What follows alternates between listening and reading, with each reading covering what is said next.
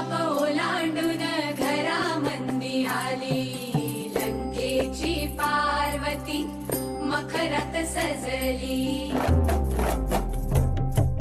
शालूतला मोर डोळ मिटून बसला, पोतेतला मणी हिरव्या चुड्याला हसला.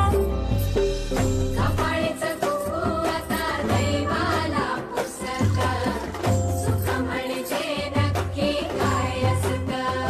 हो किती सारं बोलायचं राहून गेलं, ओठावर हे काम नाही करायचंस.